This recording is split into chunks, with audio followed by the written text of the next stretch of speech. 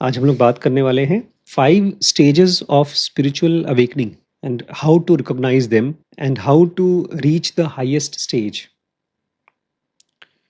और इसमें एक और इम्पॉर्टेंट क्वेश्चन का आंसर मैं देने वाला हूँ। त्रिपुरा रहस्य में है ये कि जो हाईएस्ट स्टेज है हमारी स्पिरिचुअल स्टेज, उसका आम आदमी के लिए क्या यूज़ है। क्योंकि लगता है ना कि भगवान उगवान सुनते तो है नहीं हमारी, करते रहो प्रार्थना। वो इसलिए क्योंकि वो कोई और है जिसके बारे में हम इमेजिन कर रहे हैं। तो अगर हाईएस्ट स्टेज है कोई, तो हमारे किस काम की। तो इस वीडियो में एक और चीज़ मैं आपको देना चाहता हूँ, वही मेन इंटेंशन है मेरा। क्योंकि ये स्पिरिचुअल चीज़ों का स्टेजिंग करना एक तरह की बेवकूफ़ी है। मैं आपको वैल्यू दिखाना चाहता हूँ उस हाईएस्ट फॉर्म की।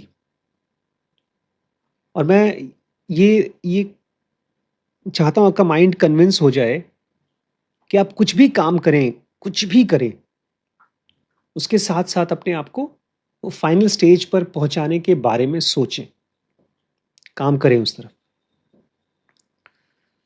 तो इसके पहले मेरा नाम डॉक्टर आशीष शुक्ला है, मैं एक ज़िनोगी हूँ। ज़िनोगी मतलब माइंड का योगी। और मैं पिछले 20-25 सालों से लोगों को स्पिरिचुअल मेंटरशिप दे रहा था, अभी भी दे रहा हूँ। बट अब मैंने चेंज मेंटरशिप भी चालू कर दिया है, जहाँ पर किसी को भी अपनी लाइफ में चेंज चाहिए, करियर में चेंज चाहिए, ग्रोथ चाहिए, तो उसकी एक हमारी ग्रुप है ZMI ग्रुप, उसमें मैं देता हूँ। इसके अलावा मैंने अपने लिए एक काम किया है। जो मेरा स्टार्टअप था उसको फैमिली स्टेज से ट्राइब स्टेज तक ले जा पा रहा हूँ। फैमिली स्टेज मतलब 10 एम्प्लॉय के नीचे, और ट्राइब स्टेज मतलब तकरीबन 100। तो अभी हम 100 नहीं हुए, बट मुझे लगता है कि 1-2 साल में हो जाएंगे। तो वो मैंने किया है, तो उसकी मेंटरशिप भी मैं करता हूँ।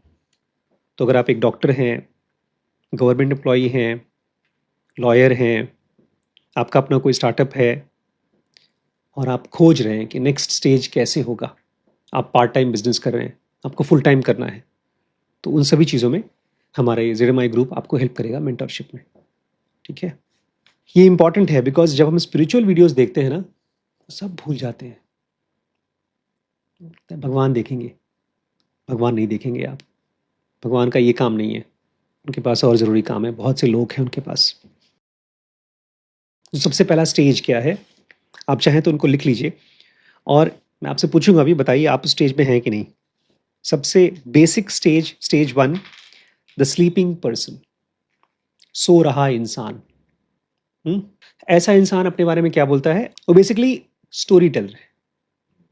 पहले तो अपने आप को हीरो बनाता है अपनी लाइफ का, उसके बाद वो बोलता है कि पूरी दुनिया मेरी नौकर है।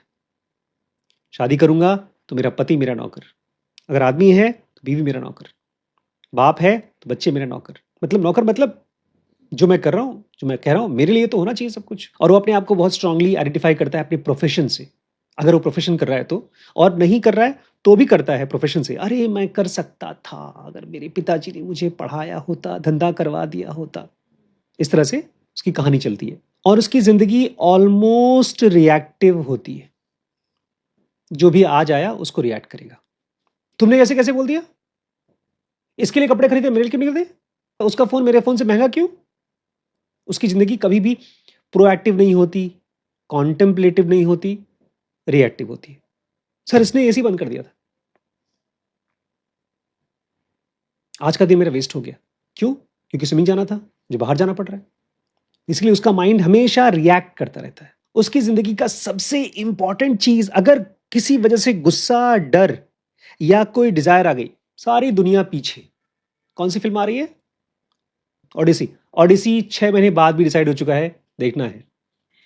आज मेरी रूम पार्टनर ने फाइट कर लिया है, तो ऑफिस नहीं जाऊंगी, बट मैं पहले लड़ाई करूंगी। लड़ाई हो जाएगी, उसके बाद जाऊंगी। हमारा जमीन कोई हड़प रहा है तो उससे लड़ूंगा, भले मेरा दिमाग खत्म हो जाए, मेरा धंधा खत्म हो जाए, मैं बीमार होकर मर जाऊं, लेकिन मैं लड़ाई करूंगा। Anger controls, fear controls and desire controls. उसके दिमाग में विवेक ही नहीं है। ऐसे आदमी की सबसे बड़ी प्रॉब्लम क्या है, उसको पता ही नहीं है कि वो सोया हुआ है। और ये 95% ह्यूमैनिटी है। तो आप लोग देखिएगा, आप लोग इसमें आते हैं या कब आते हैं। ऐसा भी होता है ना, कभी कभी हम जाते हैं स्टेज 1 पे। वैसे ये स्टेजेस हमारे ऊपर नीचे भी होते हैं। तो कभी कभी ऐसा भी हो सकता है आप सेकंड पे, थर्ड पे, फोर्थ पे हैं, लेकिन आप मुझे सोचकर बताइएगा कि हम ऊपर नीचे क्यों जाते हैं। जब हम इतने इवॉल्व हो जाएंगे तो नीचे क्यों आते हैं, इसके बारे में सोचकर मुझे बताइएगा आंसर। दोस्तों आप भी कमेंट में बताइएगा। अभी थोड़ा सा समझदार हो गए हैं तो इनका नाम है द सफरिंग पर्सन। पहला था स्लीपिंग पर्सन, ये कौन है? Suffering person. यहां पर वो आदमी जगना शुरू हुआ है। अभी उसको कोई ज्ञान व्यान या इनलाइटमेंट वगैरह नहीं हुई है, उसको दर्द तकलीफ होती है। मेरी बीवी ने मुझे ऐसा क्यों कहा, दुनिया ऐसी क्यों है सर, बायस्ड है। देखो, मेहनत करते हैं रिजल्ट नहीं आता, मेहनत करते हैं पैसा नहीं मिलता, नौकरी नहीं है, गरीबी है। यहां पर कौन कौन सी चीजें आपको परेशान करती हैं? Divorce, failure, death, anxiety, meaninglessness. आपके डिवोर्स होते हैं क्यों? क्योंकि आप सफर कर रहे हैं किसी के साथ और एडजस्ट नहीं कर पाते। बेसिकली अब आप अपनी अपनी सफरिंग के प्रति अवेयर हुए हैं। इसके पहले तो आप अंधे थे, दारू पीने का मैंने दारू पिएंगे। अब आपको दारू नहीं पीना, लेकिन दारू पीने वाले के साथ अगर आपका रिश्ता हो गया है तो आप सफर कर रहे हैं, तो आपका डिवोर्स होगा, क्योंकि आपकी वैल्यूज कॉम्प्रोमाइज नहीं कर सकते। आप काम करते हैं, मेहनत करते हैं, खूब मेहनत करते हैं, रिजल्ट नहीं मिलता, तो बार बार फेलियर होता है। आपको समझ में नहीं आ रहा है क्या करूं, कब वो रिजल्ट आएगा जो मैं चाहता हूं। और ऑब्वियसली जब डेथ होती है तो आदमी डिप्रेशन में जाता है स्टेज पर। और लाइफ में जब भी उसको उतार चढ़ाव होता है तो एंजाइटी होती है। और एक पॉइंट के बाद जब उसको सेंसेशंस की भी आदत नहीं लग पाती, या फिल्में, मोबाइल सब देख देख के थक जाता है, तो उसको जो फीलिंग आती है उसको बोलते हैं मीनिंगलेसनेस। दुनिया खाली खाली लगती है। यही चीज गौतम बुद्ध लोगों को समझा रहे थे कि भैया देखो तुम सफर कर रहे हो, 95% तो सफरिंग के बारे में पता नहीं, दारू पी के पड़े हुए हैं, बीवी को मार रहे हैं, बस उनको खाना मिल जाए, दारू मिल जाए, सोने को मिल जाए, सेक्स मिल जाए। वो थे स्लीपर्स। लेकिन यहां पर मालूम पड़ने लगा कि मैं सफर कर रहा हूं। गौतम बुद्ध के 4 नोबल ट्रूथ थे, तो सबसे पहला क्या था? दुख है। तो ये आदमी अब थोड़ा सा जगह है, उसको दिख रहा है कि सर दुनिया में दुख है। पहली बार उसको मालूम पड़ा ये एक मृत्यु लोक है और यहां पर मैं दुख झेलने के लिए आया हूं। और विदेशों में तो यही है ज्यादातर लोगों के साथ में, कि जब दुख है उसके बदले में फिर नशे में चले जाओ। बहुत से जो स्लीपर्स हैं वो तो इसलिए नशे में जाते हैं क्योंकि उनको अच्छा लगता है, लेकिन जो दुखी है वो दुख के मारे नशे में जाते हैं। पीता कौन है आदमी? क्यों? अपने लिए थोड़ी पीता हूं मैं, तो दुख हटाने के लिए पीता हूं दोस्त। तो ये थोड़ा सा वाइज है। ऐसे लोग फिल्में भी बनाते हैं, दुनिया में एंटरटेन करते हैं, अपनी सच्चाई दिखाते हैं। सुसाइड कर लिया था उसने, दुखी गाना कौन सा था, उसका नाम था गुरुदत्त। क्या लेके मिले इस दुनिया से, आंसू के सिवा कुछ पास नहीं। मर ही गए थे वो, बहुत अच्छे फिल्म मेकर थे। एक हाथ से लेती देती है दुनिया, 100 हाथों से वो लेती है। मतलब सब कुछ लेती रहती है, देती कुछ नहीं है। ये आदमी दुखी है, इसको बोलेंगे द सफरिंग पर्सन। तो अगर आप सफरिंग पर्सन हैं तो ये गुड न्यूज है, आप स्लीपर पर्सन नहीं है। मुझे लगता है मैं स्टैंडर्ड 12th नहीं, फर्स्ट ईयर एमबीबीएस में मैंने सीकर स्टेज में खुजना शुरू कर दिया था। दुख था, मन कहीं ना कहीं पीछे खोज रहा है, लेकिन अब वो स्ट्रांग हो गई है क्यूरियोसिटी। अब लाइन चालू हो जाती है, अपने खुद की यूनिवर्सिटी में पढ़ूंगा मैं, स्कूल पढ़ाई नहीं करूंगा, प्रोफेशन छोड़ो, वो तो सब झूठ है। पढ़कर क्या होता है, वैसे भी दारू पीते हैं लोग, मरना ही है, कमा कमा के बुढ़े होना है। बुक्स पढ़ेंगे, गुरुज खोजेंगे, पॉडकास्ट देखेंगे, मेडिटेशन करेंगे और स्क्रिप्चर्स पढ़ेंगे। ज्यादातर जो लोग यूट्यूब पे आते हैं और स्पिरिचुअल ऑडियंस, कि हम ज्ञान की चीजें देखते हैं सर, अब तो हमको एनलाइटमेंट हो ही जाना चाहिए। 10 साल से देख रहे हैं, 20 साल से तो हम वो ग्रुप मेडिटेशन करते हैं जूम पे जो होता है। तो ये वो है, ये नाम इकट्ठे करते हैं, नाम कोट करते हैं, ये लोग कॉन्सेप्ट्स इकट्ठे करते हैं। इनकी इनकी लाइफ तो मिजरेबल होती है, लेकिन बातें बड़ी हाई फाई होती है, क्योंकि ये सीकर्स हैं। इन्होंने डिस्कवर किया है कुछ ढेर सारा ज्ञान, लेकिन गाड़ी वहीं की वहीं खड़ी है, कोई ट्रांसफॉर्मेशन नहीं हो पा रहा है। ये सबसे खतरनाक स्टेज है, क्योंकि पीछे तो बेचारों को आप माफ भी कर सकते हो, बेहोश हैं, सफर कर रहे हैं, दुखी हैं, उनकी वजह है, लेकिन यहाँ पर एक नई चीज़ आ गई। तुम्हें पता है क्या होता है अद्वैत? कोट कर दिया।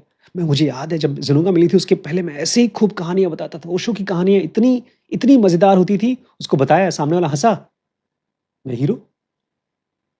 ये है द सीकर स्टेज और ये खतरनाक स्टेज है क्योंकि यहाँ पर स्पिरिचुअल ईगो आना शुरू हो जाता है कि मैं जानता हूँ, मैंने पढ़ा है, मैं समझता हूँ। और मुझे लगता है इसमें बहुत से समझदार पढ़े लिखे लोग अपनी पूरी ज़िंदगी बिताकर बुढ़ापे में फिर परेशान होते हैं, दुखी होते हैं और मर जाते हैं। अब उसको अद्वैत के बारे में नहीं जानना, वो जानता है, लेकिन वो अपने थॉट्स को देखता है कि कैसे उसके दिमाग में चल रहे हैं वो।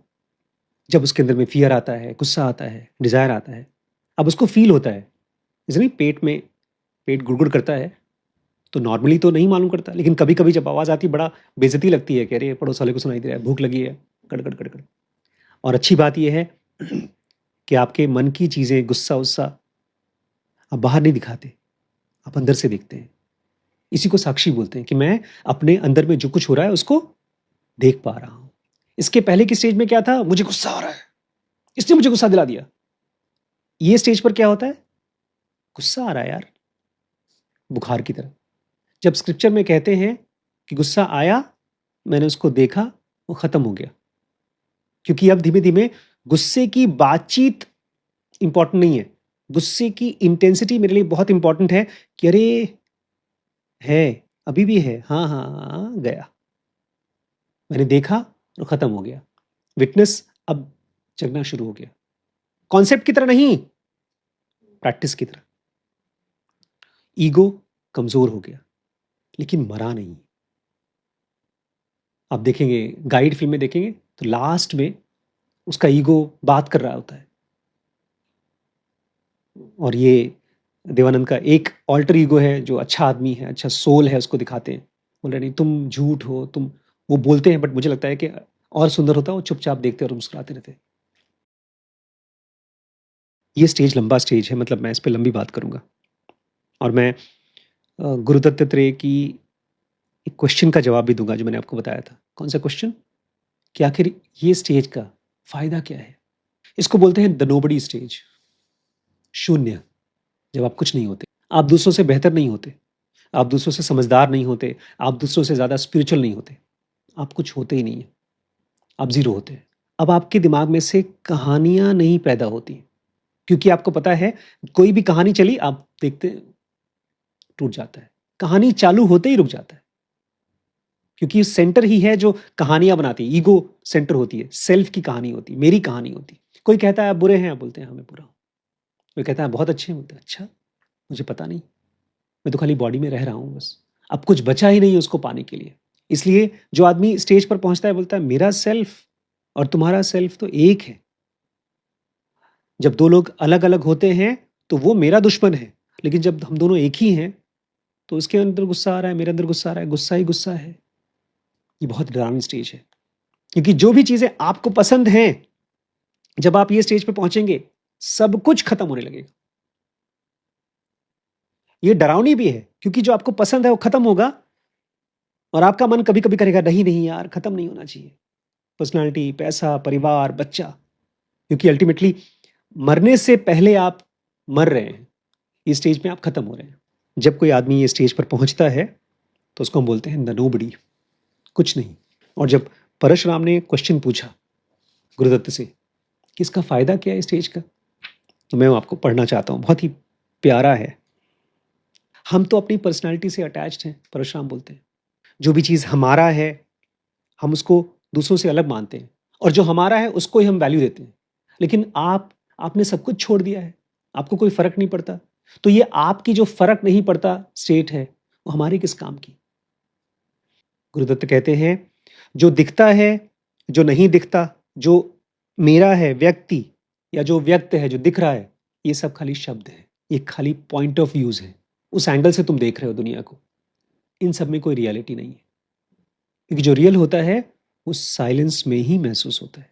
अब सुनिए, अगर इस चीज़ को आप समझ पाए ना, तो आपको एक एक बहुत इंटेंस फीलिंग ऑफ फ्रीडम महसूस होगी। हम अपने बारे में कब सबसे ज़्यादा महसूस करते हैं? कब हमें अपना एहसास होता है? जब हम परेशान होते हैं, जब हम बीमार होते हैं, जब कोई हमारी बेइज्जती करता है, जब हम हर्ट होते हैं, तो वही हमारी पर्सनैलिटी की रियलिटी है। हर्ट मतलब वही हमारी पर्सनैलिटी का सच है। क्योंकि जब नॉर्मल है तो आपको अपना एहसास भी नहीं होता। तो जो नॉर्मल है, जब हमारा एहसास नहीं होता, वही हमारा रियल सेल्फ है। आपको एक इंसान होने का एहसास कब होता है? आपको शरीर होने का एहसास कब होता है? जब पेट दर्द हो रहा है, सर दर्द हो रहा है, मोच आ गई, बुखार हो गया।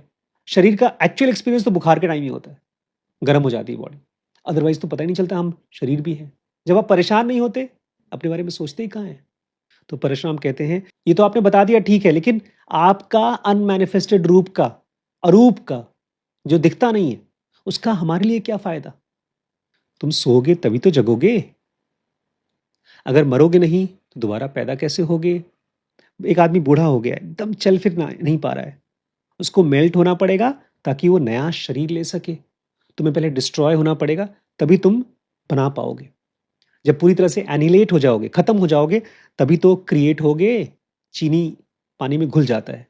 सुप्रीम जो भगवान का स्टेट है, अनमैनिफेस्ट, वो क्या है? Universal solvent. उसमें हर चीज घुल जाती है ताकि फिर से नहीं हो सके। जिस भी शरीर में रहता है वो उस शरीर को, कंटेनर को करोड़ कर देता है, पिघला देता है, खत्म कर देता है। तो इसी समय हमारी जो आत्मा है, सेल्फ है, इस बॉडी को पिघला रही है और जो कुछ भी मुश्किलें मिलती हैं उन सब को खत्म कर देता है, जला देता है सुप्रीम। अगर ईश्वर ना हो, परमानेंट ना हो, ट्रूथ ना हो और वो अपना पूरा टॉर्चर ना करे, तो आप बस शरीर शरीर शरीर ही रह करके टायरनी में रहोगे, परेशान रहोगे जिंदगी भर। ये तो अच्छा है कि आप सफाई कर देते हो, कुछ टाइम के बाद शरीर चला जाता है, मेमोरीज खत्म हो जाती है, दुख खत्म हो जाता है, फिर आते हैं। तो सुप्रीम का फायदा क्या है? डिसॉल्वर, सॉल्वेंट है। तो देखा जाए सुप्रीम या ईश्वर क्या है? एक ग्रेट हार्मोनाइजर, हर चीज को ठीक करता है, बैलेंस करता है। ये गारंटी है कि अल्टीमेट है और आपको एक प्रॉमिस है कि आप अल्टीमेटली फ्री हो सकते हो। अगर कोई मर रहा है, इसका मतलब वो अनमैनिफेस्टेड रूप में जी सकता है। ये गारंटी है। वो आपको डिसॉल्व करता है, अनमैनिफेस्ट। इसलिए आपको सच्ची स्टेट में जाने का मौका देता है। तो क्या है फायदा सुप्रीम का? हमारे हाईएस्ट स्टेज का फायदा क्या है? किस काम का भगवान? एक ही काम है उसका, नौकरी वोकरी दिलाना काम नहीं उसका। क्या काम है? रिफ्रेश, रीस्टार्ट, रीथिंक, हर चीज को एकदम फ्रेश तरीके से, नए तरीके से चालू करना। सोचिए आपने कोई मशीन खरीदी, कोई फोन खरीदा, वो यूज कर करके टूट टूट के खराब हो गया, वो सुप्रीम में डाला, नया फोन। ये है पावर ऑफ सुप्रीम। हम केवल तुच्छ छोटी छोटी चीजें मांगते हैं सुप्रीम से। अब इसमें दो इंपॉर्टेंट चीज है। एक तो ये कि एक स्पिरिचुअल लाइफ केवल आधी लाइफ है। ये मैंने 5 स्टेजेस बात की, ये हमारी इंटरनल स्टेट है और ये सब हम अंदर से जिएंगे। बाहर से हमको भूख लगेगी, छत चाहिए, खर्चा है। तो हम लोगों की जो लाइफ है वो 2 लाइफ है, आउटर लाइफ, इनर लाइफ। तो अंदर में तो आपको अपनी कॉन्शियसनेस को देखना है कि मेरी स्टोरी बने ना, मैं विटनेस बनूं, मैं अपनी सफरिंग को ऑब्जर्व करूं और मैं शून्य बन सकूं धीमे धीमे। लेकिन बाहर क्या करना है? Outer life, build skills. आप वीडियो बनाना, बातें करना, सेल्स का काम करना, ऑफिस जाना, टाइम से जाना, अपनी चीज़ों में प्रिसाइज होना सीखिए। Build business, build relationships. खराब से खराब आदमी के साथ क्या आप रिलेशनशिप बना पा रहे हैं? या हम केवल इमोशन के बेस पर कह रहे हैं वो तो पसंद नहीं मुझे, ये आदमी अच्छा है, ये खराब है। Build reputation. अभी आपको पता चलेगा, हम लोग अभी एक सीरीज बना रहे हैं, हाउ टू गेट रिच, हमारे उसमें जेडएमआई सीरीज में डीके ब्रेन्स में अवेलेबल रहेगा। इतनी कमाल की चीज़ है। फंडिंग जब आपको मिलती है ना, तो आपकी रेपुटेशन से मिलती है। इसलिए अपनी रेपुटेशन बनाइए। और अंदर की लाइफ, उसमें धीरे-धीरे अपने ईगो को पहचानिए, उसको खत्म करिए। ये दोनों अलग-अलग हैं। अगर केवल अंदर की लाइफ के ऊपर फोकस किया, तो बाहर भिखारी बन जाएँगे और आप भिक्षु नहीं हैं, आप भिखारी बन जाएँगे। अब मेरा वो क्वेश्चन जो मैंने आपसे पूछा था, कि हम इसमें स्लाइड करते रहते हैं। कभी-कभी तो हम एकदम परम ज्ञानी हो जाते हैं, कभी-कभी एकदम स्टेज 1 पे चले जाते हैं, स्लीपिंग पर्सन बन जाते हैं। क्यों? क्या वजह है इस चीज़ का? कभी-कभी तो बड़े समझदार हो जाते हैं। हुँ? क्योंकि हमारे अंदर में अभी भी वासनाएँ हिडन फॉर्म में हो जाती हैं। अगर आप हाईएस्ट स्टेज पे पहुँच गए और वासनाएँ बची हुई हैं, तो मौके का फ़ायदा उठा करके जग जाती हैं और वासनाएँ रूप लेती हैं, तो आप नीचे के कॉन्शियसनेस में आ जाते हैं। आपकी कोई छोटी-सी चीज़ है, आपका सामान है, तूने कैसे ले लिया? अब छोटी-सी चीज़ थी, भई एसी किसी ने बंद कर दिया। उसने गुस्सा क्यों दिलाया? क्योंकि अभी भी मेरा वासनाएँ कभी छोटी होती हैं, कभी बड़ी होती हैं, लेकिन खत्म नहीं होती। इसलिए जब आदमी समाधि में जाता है, तो 2 टाइप की समाधि बोली जाती है। कौन-कौन सी? सबीज और निर्बीज। तो जितनी बार भी आपको गुस्सा आए, जान लीजिए कि मेरी अभी साधना सबीज है। उस आदमी को थैंक यू, अंदर मन ही मन थैंक यू बोलिए। बाहर की दुनिया में मेहनत करिए, अंदर की दुनिया में स्टोरीज काटिए, चीज़ों को देखिए। और जब कोई बहुत बहुत ज़्यादा स्ट्रॉन्ग इमोशन आए, उसके साथ रहिए, साथ रहिए, साथ रहिए, साथ रहिए। और इसमें हो सके तो कम्युनिटी के साथ काम करिए। बुद्धा ने 10-10 हज़ार लोगों के साथ में काम किया एक साथ, तो उसमें सबको फ़ायदा हुआ। एक आदमी डिस्ट्रैक्ट हो रहा है तो दूसरा उसको हेल्प करता था। इसीलिए मैं ज़ेनोगीज़ की कम्युनिटी बना रहा हूँ। ZMI इसीलिए एक बहुत इम्पॉर्टेंट चीज़ है, अगर दुनिया को अगले स्टेज पर हम सही तरीके से पहुँचाना चाहते हैं। डेथ नहीं है, death is a supreme stage. Promise करिएगा, जब मैं मरूँ आप लोगों से पहले, तो उस दिन को सेलिब्रेट करना है हमको, खुशी की तरह मनाना है, उस दिन जाकर के पार्टी करना है। क्योंकि मैं आराम से अब चला गया, अब बॉडी का स्टेट नहीं है। I am the supreme harmoniser. कितना अच्छा बोला, सॉल्वेंट है, सॉलिड चीज़ों को घुला देते हैं। ठीक है?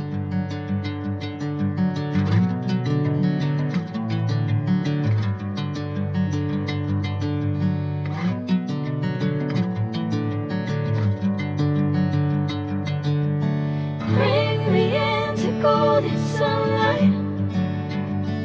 If I'm going with you, I know we'll get to the other side. Sinking in, I know this feels right. Catching a breeze, love moving